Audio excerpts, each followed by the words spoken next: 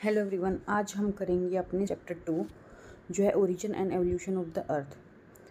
तो इससे पहले हमने फर्स्ट चैप्टर में क्या देखा था कि सिंपल ज्योग्राफी होती क्या है, उसका इंट्रोडक्शन और दूसरे सब्जेक्ट्स को रिलेटेड कैसे है। ठीक है, अब हम इसमें देखते हैं कि अर्थ बनती कैसे है। देखो, इस चैप्टर हम देखेंगे जो अर्ली थ्योरीज है जिसमें हमें बताएंगे कि हमारी जो अर्थ है वो कैसे बनी है। अब सिंपल सी बात है, जब जिस टाइम पे अर्थ बन रही थी उस टाइम पे हम लोग तो थे नहीं। बहुत से साइंटिस्ट ने मतलब अलग अलग प्रूफ देख के ये एक तरह से गैस लगाया कि अच्छा ऐसे क्रिएट हुई होगी या ऐसे क्रिएट हुई होगी। तो हाइपोथेसिस का मतलब होता है कल्पना करना। जो ऐसे आप सोच रहे हो कि ऐसे हो सकता है वो तो हाइपोथेसिस, और जिसके ऊपर प्रूफ देके एकदम कर दिया है कि प्रूफ हाँ ये चीज़ एकदम पक्का ऐसे ही हुई होगी, उसको हम बोल देते हैं थ्योरीज। ठीक है, तो सबसे पहली मेरी दे रखी है नेबुलर हाइपोथेसिस कि ये कैसे कल्पना की गई है, कैसे मेरी अर्थ बनी थी। तो ये देखो किसने दी थी, ये थी propose by German philosopher Immanuel Kant ने। और ये क्या थे, इसको रिवाइज किया गया था लैप्लास के द्वारा 1796 में।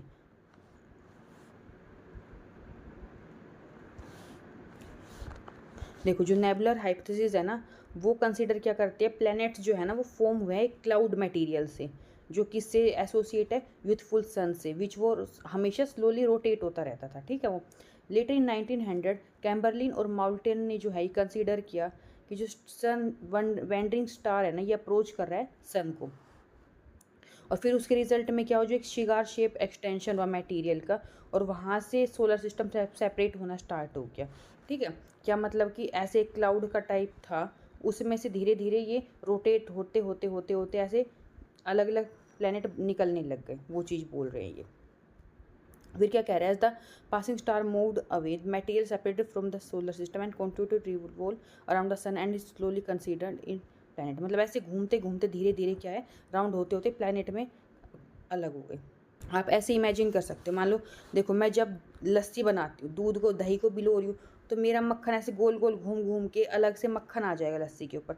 तो वो सेम चीज़ होती है, जो डेंस मटेरियल है पूरा, पहले क्लाउड एक सारा मिक्स मटेरियल घूम रहा था, जो अलग टाइप का मटेरियल डेंस वो सेपरेट हो जाएगा, जो लाइटर मटेरियल वो सेपरेट हो जाएगा। ऐसे इमेजिन करो, ये अपनी ये शेप लेते चले जाएंगे और अलग अपना पाथ बना लेंगे। फिर अब नेक्स्ट देखो बाइनरी थ्योरीज में, इसमें क्या दिया गया इस थ्योरी में कि जो ये आर्ग्यूमेंट किया गया, जो कंपेनियन थे ना सन की, वो को एक्सिस्टिंग है। अब देखो, जो रिवाइज्ड नेबुलर हाइपोथेसिस आई वो किसने दी थी, given by Otto Schmidt in Russia and Karl Weizsacker in Germany 1950। इन्होंने क्या बोला, जो सन है वो सराउंडेड बाय सोलर नेबुला, मतलब इसके चारों तरफ एक सोलर नेबुला है जिसमें क्या है, मोस्टली हाइड्रोजन और हीलियम है। और फिर क्या है, इसको हमने डस्ट नाम दे दिया, मतलब बीच में सन है, इसके चारों तरफ पूरा डस्ट था। और फिर मैंने क्या बताया, ये सारी की डस्ट ऐसे घूम घूम के ऐसे मटेरियल इकट्ठा होने लग जाएगा और फिर अपना अपना पाथ ले लेगा। मतलब सब प्लैनेट के अब अपने अपने पाथ है ना, तो सारे अलग अलग हो जाएंगे जैसे जैसे टाइम के साथ ही घूम रहे हैं। फिर आते हैं अपने मॉडर्न थ्योरीज। इसमें बताया गया है कि ओरिजिन कैसे हुआ था यूनिवर्स का। तो मेन आता है बिग बैंग थ्योरी।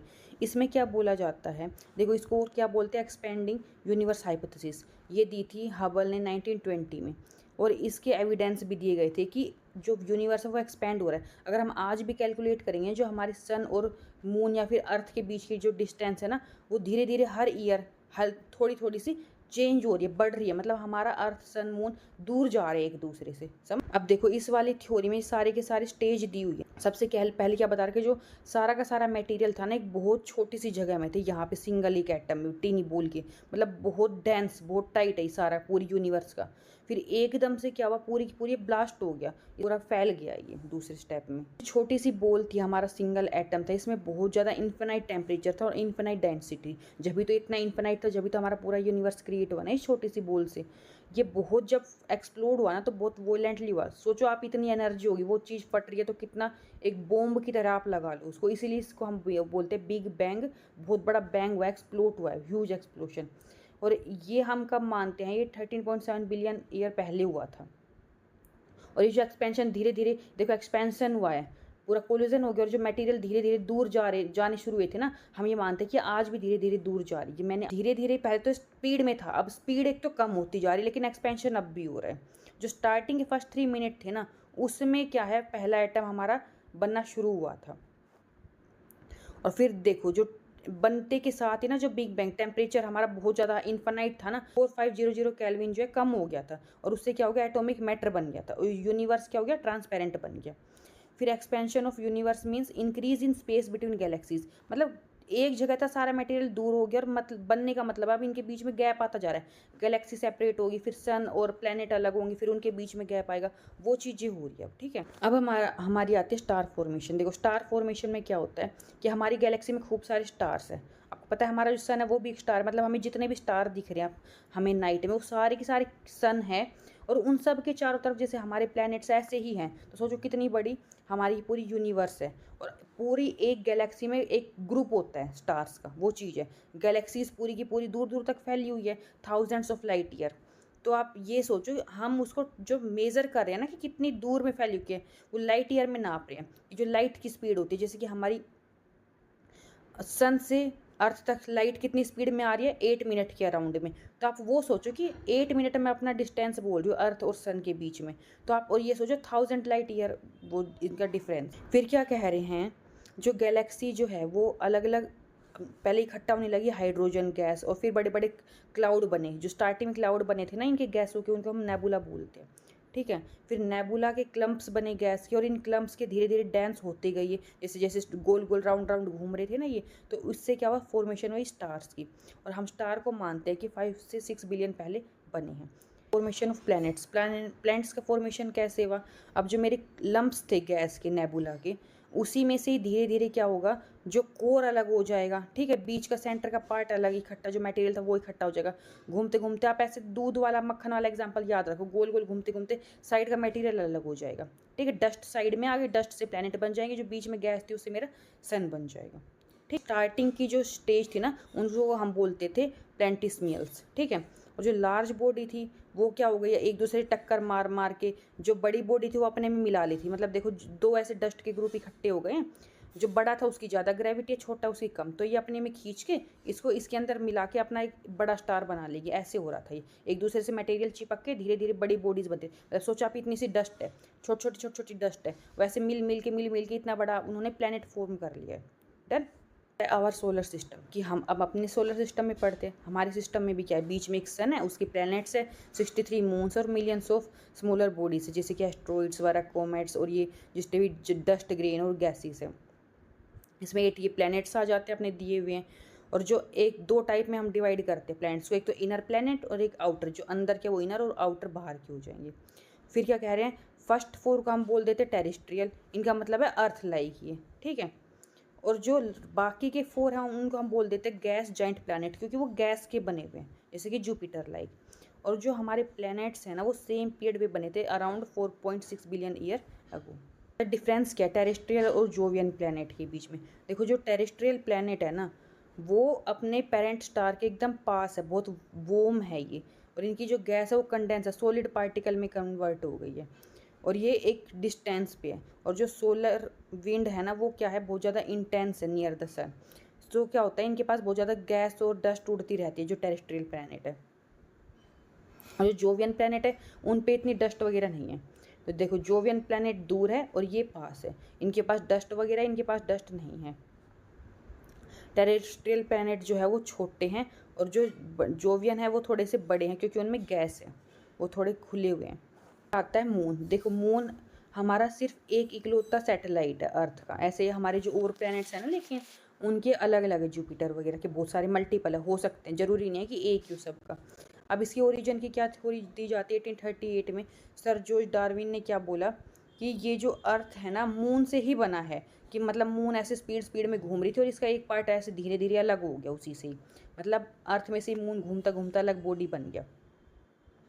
पहले ऐसे ये डम शेप की एक बैल बनी, ठीक है, मतलब 2, और फिर धीरे धीरे बीच में से बिल्कुल कटी गई। जो मून बना है ना वो कहाँ से मटेरियल निकला है, पैसिफिक ओशन से। पैसिफिक ओशन में मेरा गड्ढा है ना, वहाँ से मटेरियल निकला है, ये बोला गया। जाइंट इम्पैक्ट और द बिग स्प्लिंट थ्योरी, इसमें क्या है, a body of the size of 1 और 3 times that of Mars collide into the earth sometimes shortly after the earth was form. क्या कह रहे हैं, जब अर्थ बन लिया ना उसके बाद एक बहुत बड़ी सी बॉडी आके अर्थ से टकराई और उससे ब्लास्ट हो गया। जो लार्ज पार्ट था ना वो अर्थ का स्पेस में चला गया, this portion of plastic material then continue to orbit the earth. फिर जो एक छोटा सा टुकड़ा टूट गया अर्थ का, ठीक है, एक तीसरा मटेरियल यहाँ से आके टकराया बड़ा सा, तो अर्थ का एक छोटा सा टुकड़ा निकल के गोल गोल अर्थ के चक्कर लगाने लग गया। और ये कब हुआ था? 4.44 बिलियन ईयर अगो। ये ऐसे बना है। मतलब दो थ्योरी हो गई। उसमें पहले वाले में बोला था कि घूमते घूमते हो गया, और इसमें क्या कह रहा है, किसी ने तीसरे ने आके टक्कर मारी जब ये पार्ट अलग हो गया। एवोल्यूशन ऑफ अर्थ, इसमें क्या है, जो प्लेनेट अर्थ है ना वो पहले क्या था, बैरन था, रोकी था, हॉट ऑब्जेक्ट था, एकदम आग का गोला था, इसमें बहुत थिन एटमॉस्फेयर था, ना के बराबर, उसमें हाइड्रोजन और हीलियम थी। फिर क्या है, जो अर्थ है ना वो लेयर्ड स्ट्रक्चर में थी, मतलब ना तो एटमॉस्फेयर था ना उसके अंदर कोई मटेरियल था। तो अर्थ कैसे बनी है, पहले समझ लो ये एकदम कुछ भी नहीं था, सिंपल चीज़ थी, यहाँ पे सिर्फ गैस के वगैरह थी। फिर यहाँ पे धीरे धीरे जैसे बारिश होने लगी है ना, इसके भी कई थ्योरीज है कि यहाँ पे पानी कैसा आया, उससे धीरे धीरे ये सारी की सारी जब लाइफ क्रिएट हुई है तो एटमॉस्फेयर बनने स्टार्ट हुई, जैसे फोटोसिंथेसिस हो गया, उससे ऑक्सीजन वगैरह बननी स्टार्ट हुई है, जब जाके पूरा का पूरा सब कुछ चेंज होना है। और ये घूमती घूमती भी इसके जो लेयर्स है वो जैसे ठंडा होने लगा। पहले तो ये पूरा का पूरा लिक्विड था, गर्म थी, जब धीरे धीरे जब सॉलिड होगी तो देखो जो एकदम डेंस पार्टिकल है वो तो सेंटर में इकट्ठे हो जाएंगे, जो लाइट पार्टिकल है वो साइड में आके ऊपर ऐसे जमने लग जाएंगे। तो ऐसे जो है इसकी लेयर वगैरह क्रिएट हुई है। लिथोस्फीयर कैसे बना, मैंने अभी बताया ना कि जो अर्थ का मटेरियल था पूरा पहले तो सारा मिक्स था, एकदम गर्म, जैसे जैसे ठंडी हो रही है और रोटेट हो रही है ना, डेंस मटेरियल इकट्ठा हो गया अंदर। जो हैवी मटेरियल देखो ये लिखा हुआ है आयरन वगैरह, वो तो अंदर बैठ गए, जो हल्के थे वो सरफेस के ऊपर आ गए। और जैसे जैसे टाइम हुआ तो ये ऊपर का जो पार्टिकल था ये ठंडा होता गया, और छोटे छोटे पार्टिकल में ऐसे इकट्ठा धीरे धीरे कहीं कहीं पर जमना शुरू हो जाएगा पार्टिकल। और इससे हमारी बाहर की जो वो फोम बनेगी उसको हम बोलते हैं क्रस्ट। मून की फॉर्मेशन के द्वारा के टाइम पे जब जाइंट इम्पैक्ट हुआ था अर्थ का, तो ये और ज़्यादा हीट हुई थी, तो उससे क्या हो गया था, अर्थ पे जो मटेरियल थे ना वो अलग अलग लेयर्स में बट गए थे। तो फिर क्या कह रहे हैं, जैसे हम स्टार्ट करते हैं सरफेस से सेंटर पार्ट में जाते हुए, तो हमारे पास कौन कौन सी लेयर आएगी, पहले क्रस्ट आएगी अर्थ की, फिर मेंटल, फिर अंदर आउटर कोर, और फिर इनर कोर एकदम अंदर।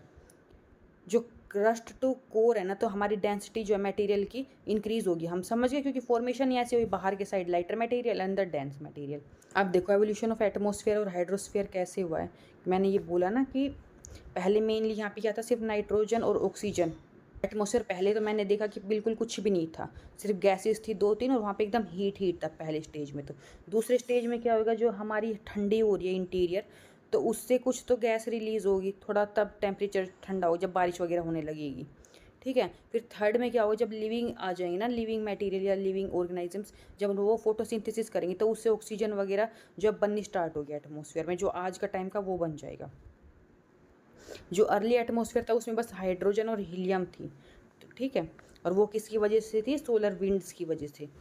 फिर क्या हुआ, जैसे कूल हुई अर्थ तो वाटर पेपर गैस वगैरह ये सब आए हैं, और उससे क्या हो गया, हमारी एटमॉस्फेयर बनाए। और जो कॉन्टिन्यूस वोल्केनिक इरप्शंस हो रहे थे ना, वो किससे, उनसे क्या हुआ, कंट्रीब्यूट किया उन्होंने वाटर और वेपर गैस बनने में। जैसे जैसे अर्थ मेरी कूल हुई ना, तो ये क्या हो जाएंगे, कंडेंस होने लग जाएंगे सारे के सारे वाटर वेपर। जो कार्बन डाइऑक्साइड थी ना वो एटमॉस्फेयर में मिल जाएगी रेन वाटर में, और जो टेम्परेचर है वो और कम हो जाएगा। और जो रेन वाटर था जो फॉल हो रहा है सरफेस के ऊपर, वो कहाँ पे इकट्ठा हो जाएगा, जो डिप्रेशन है ओशन की, देखो ये मेरी पहले अर्थ थी वो बट यहाँ पे जो गड्ढे होंगे वहाँ पे पानी इकट्ठा हो जाएगा, तो वो मेरे ओशन क्रिएट हो गए हैं, ठीक। एटमॉस्फेयर मेरा 3 स्टेज में कैसे बनाए, गैस के चेंज होने से, और हाइड्रोस्फीयर जो पानी भर गया डिप्रेशन थे उसमें मेरा बन गया हाइड्रोस्फीयर। तो मिलते हैं हम अपनी नेक्स्ट क्लास में। Thank you, bye.